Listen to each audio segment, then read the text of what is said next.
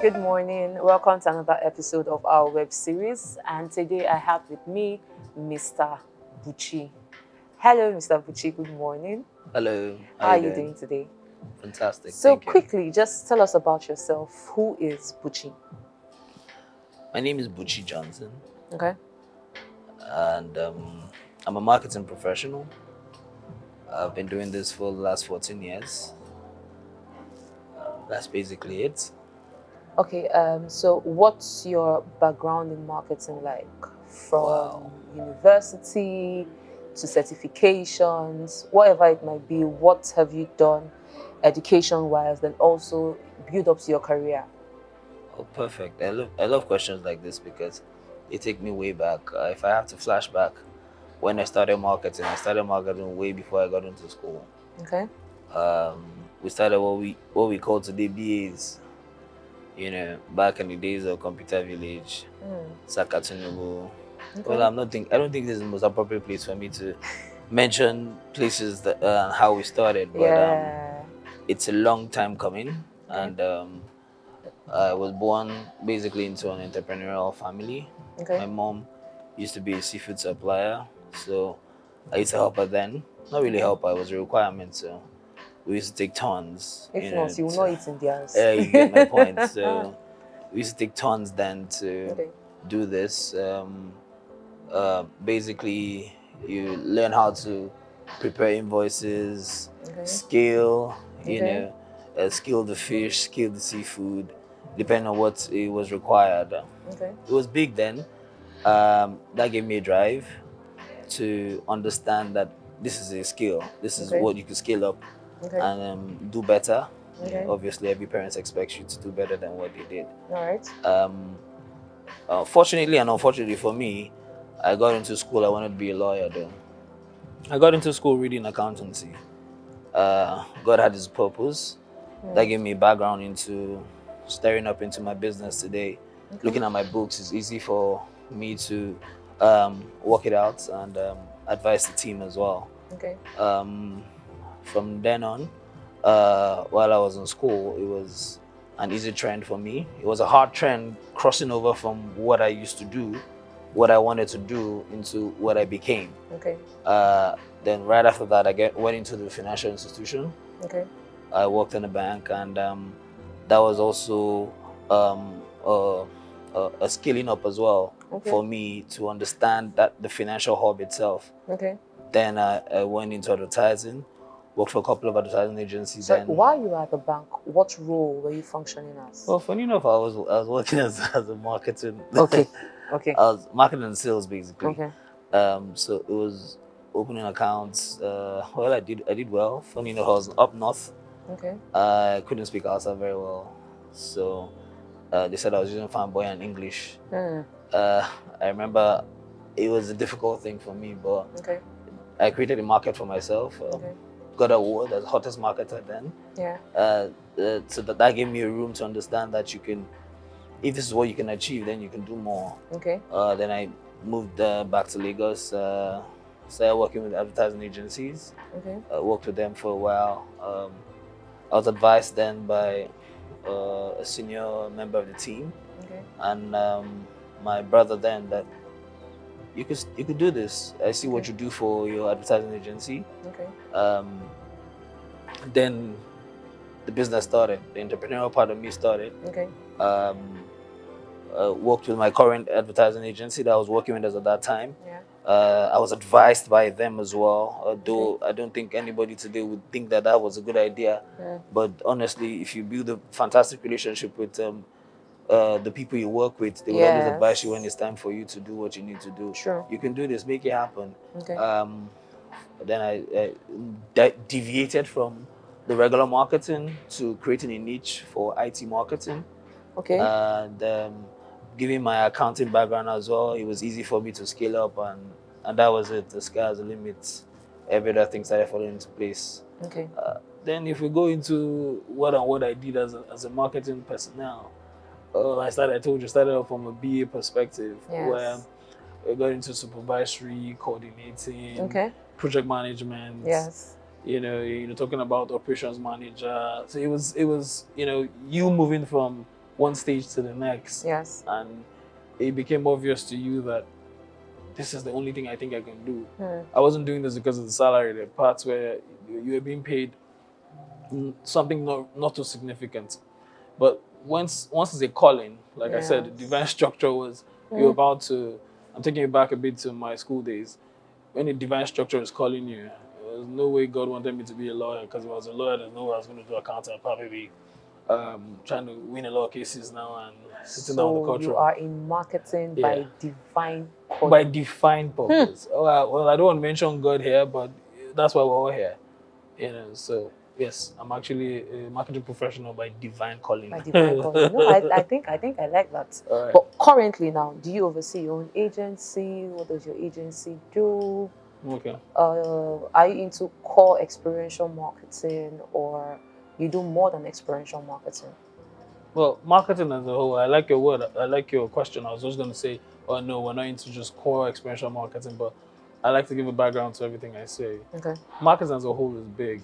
So experiential marketing is a subset of marketing. Okay. So within experiential marketing, you still have subsets as well.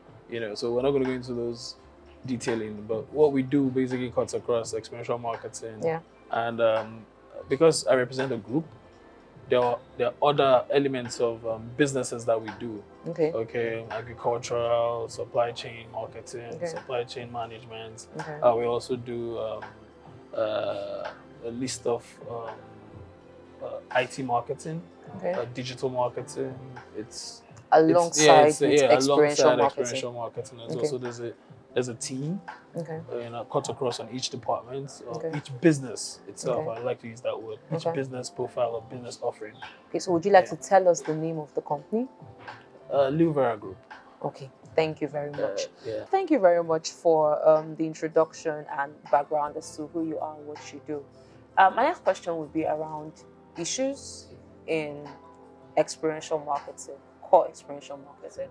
My first question would be, do you think, in your opinion, that nepotism is an issue in the industry?